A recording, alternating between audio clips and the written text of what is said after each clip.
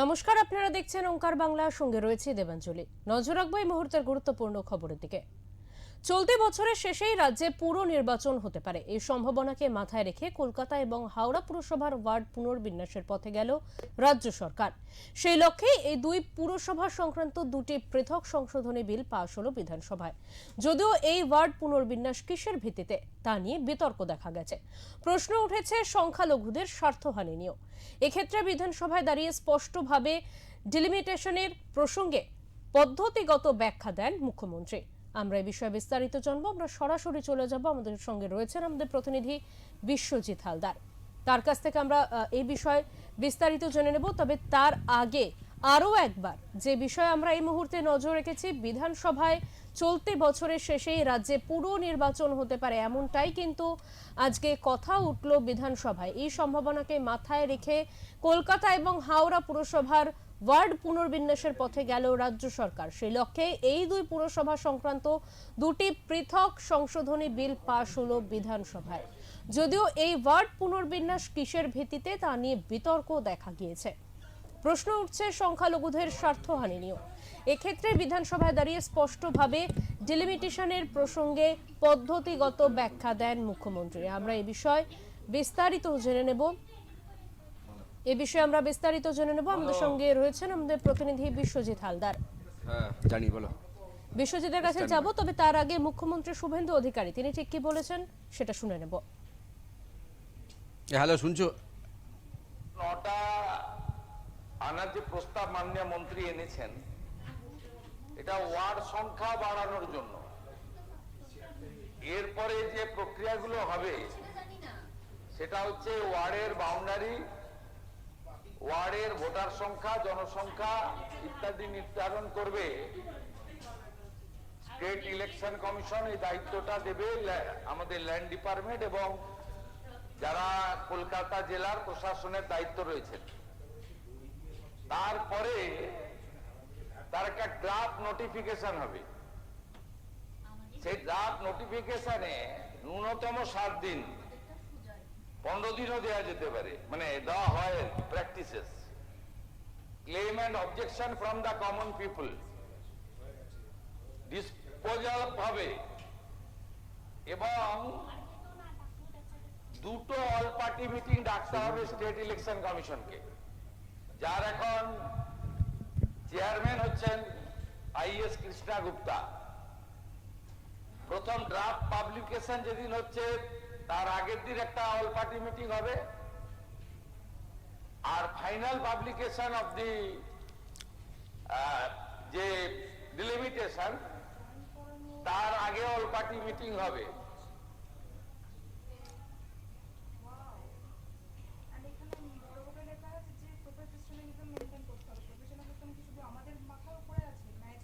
আমরা চলে যাব, আমাদের সঙ্গে রয়েছেন নিউজরুম থেকে আমাদের প্রতিনিধি বিশ্বজিৎ হালদার। বিশ্বজিৎ, মুখ্যমন্ত্রীর কথায় আমরা শুনলাম ডিলিমিটেশনের বিল নিয়ে পদ্ধতিগত দিক, বিষয়টি সম্পর্কে বিস্তারিত একটু তোমার কাছ থেকে জানতে চাইবো এবং এই প্রসঙ্গে বিরোধীদেরই বা কি ভূমিকা দেখা গেল সে বিষয়ে তোমার কাছ থেকে বিস্তারিত জানতে চাইবো।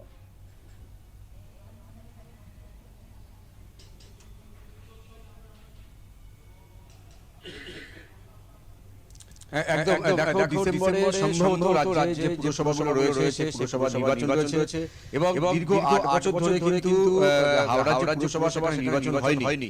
এবার এই হাওড়া পুরসভা এবং কলকাতা পুরসভার ডিসেম্বরে যে নির্বাচন হচ্ছে তার আগে কলকাতা এবং হাওড়া এই পুরসভার যে আসন পুনর্বিন্যাসের জন্য কিন্তু আজকে বিধানসভায় বিশেষভাবে আজকে একদিনের জন্য অধিবেশন ডাকা হয়েছিল এবং সেই অধিবেশনে আজকে এই যে কলকাতা পুরসভা এবং হাওড়া পুরসভার তাদের যে আসন পুনর্বিন্যাসের যে বিল সেটা কিন্তু পাস হয়েছে এবং এই যে অধিবেশনে আজকের যে পুরমন্ত্রী তিনি অগ্নিমিত্রা পাল আজকে এই বিলটি পেশ করেন। যদিও পৃথকভাবে বিলটা পেশ হয়, প্রথম হাওড়া পুরসভা পেশ হয় এবং তারপরে কলকাতা পুরসভার যে আসন বিন্যাসের যে বিল সেটা পেশ হয় এবং এই যে বিল পেশের পরে কিন্তু আমরা দেখেছি বিরোধী সেই থেকে রাজ্যের প্রাক্তন পুরমন্ত্রী বা কলকাতা পুরসভার প্রাক্তন মেয়র ফিরহাদ হাকিম তিনি কার্যত অভিযোগের সুরে বলেন যে এই যে আসন পুনর্বিন্যাস হবে সেই আসন পুনর্বিন্যাসের ক্ষেত্রে যাতে কোনো নির্দিষ্ট সম্প্রদায়কে বা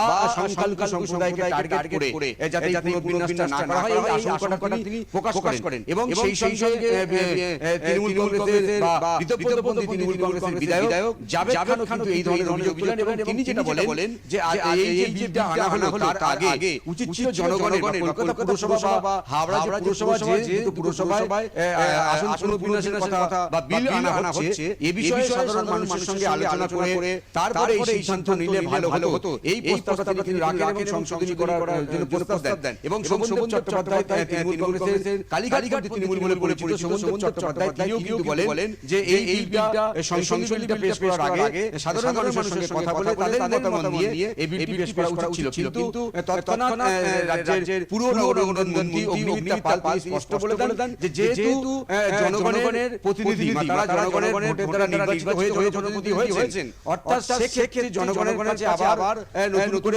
জনমত নিয়ে পেশ করার কোনো মানে হয় না অর্থাৎ এই যে সংশোধনী প্রস্তাবটি সম্পূর্ণ খারিজ করা হলো সঙ্গে সঙ্গে খারিজ করে দেন এবং তার ধনী ভোটের মধ্যে কিন্তু এই বিল পাস হয় যদিও তোমাকে জানি যে কলকাতা পুরসভার এই মুহূর্তে কিন্তু 144টা ওয়ার্ড রয়েছে এবং এই 144টা ওয়ার্ডকে বাড়িয়ে 209টি ওয়ার্ড করার প্রস্তাব দেওয়া হয়েছে এই বিলে এবং সেই সঙ্গে হাওড়ার কিন্তু 50টি ওয়ার্ড রয়েছে সেই 50টি ওয়ার্ডকে বাড়িয়ে 68টা করার বা 18টা নতুন করে ওয়ার্ড তৈরি করার যে প্রস্তাব দেওয়া হয়েছিল এবং এই যে ওয়ার্ডগুলো বাড়ানো হবে কিসের ভিত্তিতে হবে এবং এই ওয়ার্ডগুলো বাড়ানোর ক্ষেত্রে সেক্ষেত্রে জনগণের যে ঘনত্ব বা ডেন্সিটি রয়েছে তার উপর ভিত্তি করে হবে নাকি এলাকা অনুযায়ী এই আসনগুলো বৃদ্ধি করা হবে এই প্রশ্নটা কিন্তু বিরোধীদের পক্ষ থেকে স্বাভাবিকভাবে বিধানসভায় উঠেছিল এই প্রস্তাবের বিরুদ্ধে কিন্তু কলকাতা পুরসভার 50 নম্বর ওয়ার্ডের কাউন্সিলর তিনি এই বিলের পক্ষে বক্তব্য দিতে ওঠেন তখন তিনি বলেন যে এই যে আসন বিন্যাস হলো কলকাতা পুরসভার এক্ষেত্রে কিন্তু অনেক ওয়ার্ড রয়েছে যে ওয়ার্ডগুলোকে কিন্তু দেখা যাচ্ছে যে একটা বিধানসভার সমান একটি ওয়ার্ড সেক্ষেত্রে দেখা যাচ্ছে কোথাও 18,000 কোথায় 26,000 কোথায় 50,000 বিভিন্ন ওয়ার্ড অনুযায়ী কিন্তু জনসংখ্যার ডেনসিটি রয়েছে থাকা সত্ত্বেও কিন্তু যে বরাদ্দ ওয়ার্ড কিছু যে বরাদ্দ একটা কাউন্সিলরকে দেওয়া হয় সেটা সমান থাকছে অর্থাৎ কোন ওয়ার্ডে যদি ধরে নিলাম 1800 ভোটার সেখানে কিন্তু যে বরাদ্দ যে টাকাটা বরাদ্দ হচ্ছে আবার যেখানে 50,000 ভোটার সেখানে সমান বরাদ্দ হচ্ছে অর্থাৎ কোথাও যে জনপরিষেবাতে ব্যাহত হচ্ছে সেক্ষেত্রে এমন কিছু ওয়ার্ড রয়েছে যে ওয়ার্ডগুলো আয়তনে অনেক বড় সেক্ষেত্রে দেখা যায় যদি আসন বিন্যাস হয় তাহলে কিন্তু জনগণের পরিষেবা সেটা কিন্তু দিতে সুবিধা হবে কারণ একজন পুরোপিতার কাছে কিন্তু যে জনপরিষেবা সেটা একদম নিচু সাধারণ মানুষের বা জনগণের যেটা ন্যূনতম প্রয়োজন সেইগুলো কিন্তু পড়ে যেমন নিকাশি ব্যবস্থা যেমন ধরুন আবর্জনা জমা সেগুলো পরিষ্কার করা কোনো জায়গায় যদি অপরিষ্কার হয়ে থাকে সেগুলো পরিষ্কার করা ড্রেনেজ সিস্টেম রাস্তাঘাট এই সমস্ত নিত্য প্রয়োজনীয় যে পরিষেবাগুলো সেগুলো পৌঁছে দেবার ক্ষেত্রে যদি জনঘনত্ব ডেনসিটি কমে বা ওয়ার্ড বাড়ে তাহলে জনপরিষেবা দিতে সুবিধা হবে এটা কিন্তু সরকার যুক্তি দেন এবং এই আজকে এই যে সরকার এবং বিরোধী পক্ষের এই যে বিল প্রসঙ্গে যে তর্ক এগুলো ছিল তারপরে দেখলাম শেষে কিন্তু পুরমন্ত্রী অগ্নিমিত্রা পাল তিনি যখন তার সময় বরাদ্দ ছিল বলার জন্য তার মাঝখানে কিন্তু রাজ্যের মুখ্যমন্ত্রী শুভেন্দু অধিকারী তিনি এই বিষয়ে বলতে ওঠেন এবং তিনি যেটা পরিষ্কার করে বলেন যে বিরোধীদের পক্ষ থেকে একাধিক যে অভিযোগ আসছে যে নির্দিষ্ট সম্প্রদায় বা একটা সংখ্যালঘু সম্প্রদায়কে কোথাও একটা শ্রেণী বিন্যাস করতে বা আসন পুনর্বিন্যাস করতে গিয়ে হয়তো এই বিষয়গুলো মাথায় রাখা হবে এই বিষয়গুলো যে অভিযোগগুলো বিরোধীদের পক্ষ থেকে আসছে এটা সম্পূর্ণ মিথ্যা বা ভুল বা ভ্রান্ত ধারণা তিনি যেটা পরিষ্কার করে বলেন যে সংবিধান অনুযায়ী আজকের বিধানসভায় যে বিলটা পাস হলো এটা শুধুমাত্র সরকার এবং বিরোধী পক্ষের মধ্যে আলোচনার মধ্যে কিন্তু বিলটা পাস হয়েছে কিন্তু যে আসলে যে পুনর্বিন্যাস সেটা কিন্তু একটা সাংবিধানিক কাঠামো রয়েছে সেই মতই কিন্তু হবে তিনি যেটা বোঝানোর চেষ্টা করেন যে বিরোধীরা যে আশঙ্কা করছেন সেটা কোনোভাবেই কিন্তু ঠিক নয় কারণ এই যে আসন পুনর্বিন্যাসের কাজটা কিন্তু এই বিধানসভা করবেন না, এই পুনর্বিন্যাসের কাজটা করবে রাজ্যের যে নির্বাচন কমিশনার রয়েছে তিনি করবেন, এবং রাজ্যের যে পুরসভা এলাকায় এই আসন পুনর্বিন্যাস হবে, সেই পুরসভা এলাকায় যে প্রশাসনিক লেভেলের আধিকারিক অফিসাররা রয়েছেন তারাই কিন্তু এই কাজটা করবেন। অর্থাৎ আয়তন অনুযায়ী, জনসংখ্যা অনুযায়ী, জনগণের জনঘনত্ব এবং আয়তন সব দুটো বিষয় কিন্তু মাথায় রেখে সীমানা দেবেন রাজ্যের যে নির্বাচন কমিশনার রয়েছে, এই কাজটা তারাই করবেন। এবং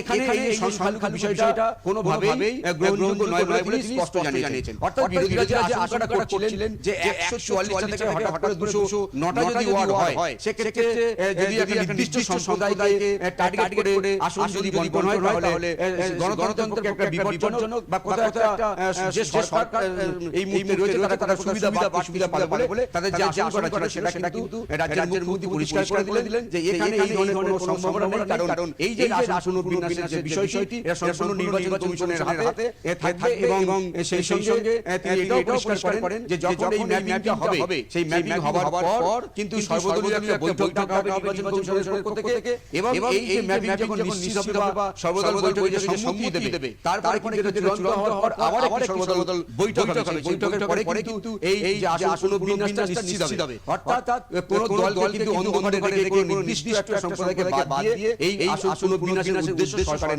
নেই। সরকার যেটা করছে এটা কিন্তু সময়ের দাবি, কারণ সময়ের সঙ্গে সঙ্গে কিন্তু জনঘনত্ব বেড়েছে, আয়তন বেড়েছে। সেক্ষেত্রে কিন্তু এই ধরনের সিদ্ধান্ত যুগোপযোগী মনে করছেন রাজ্যের মুখ্যমন্ত্রী শুভেন্দু অধিকারী।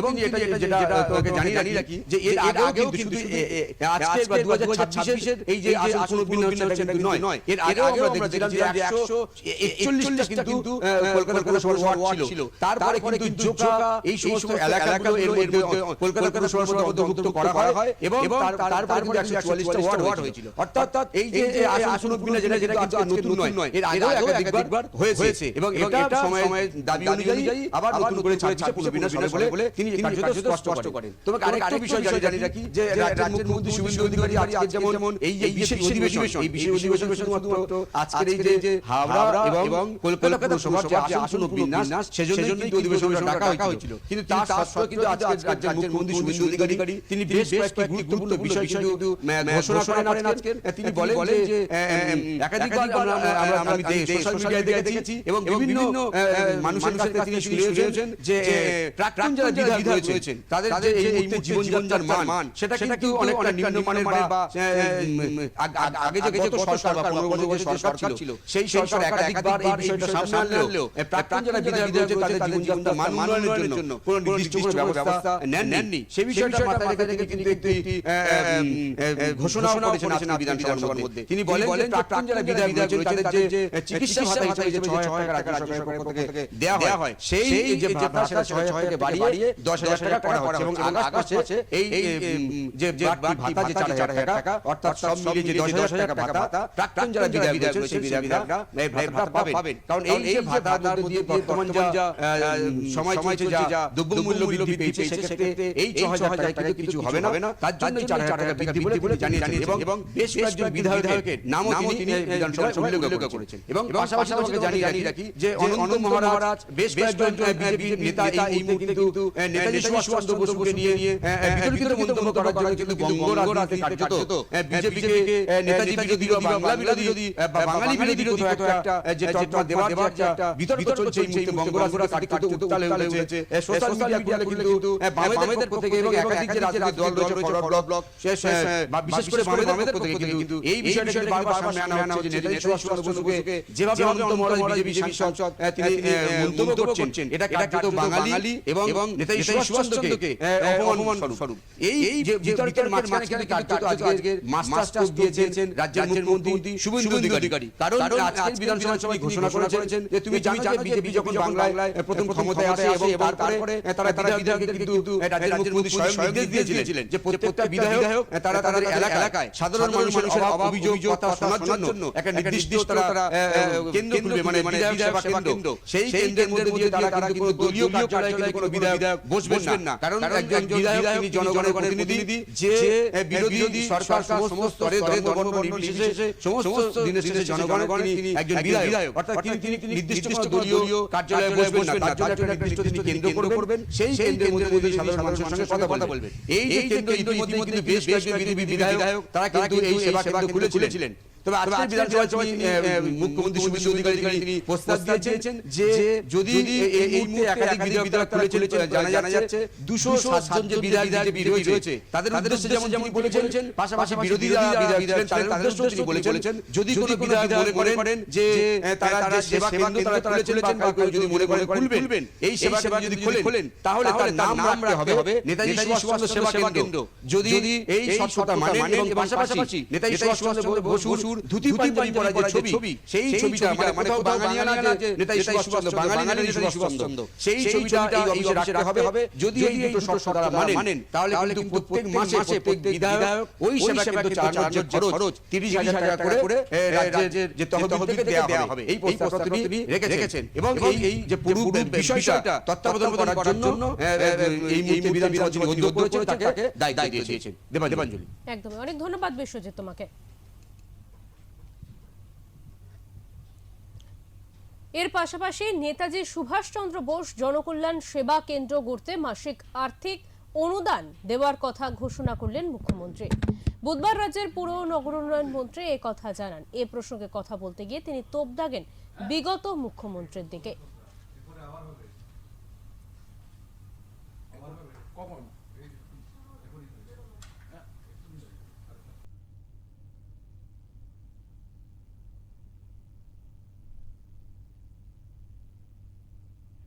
34 বছর টিএমসি এবং সিপিএম তারা শুধু রাজনীতি করে গেছে, বাংলার মানুষ বুঝে গেছে।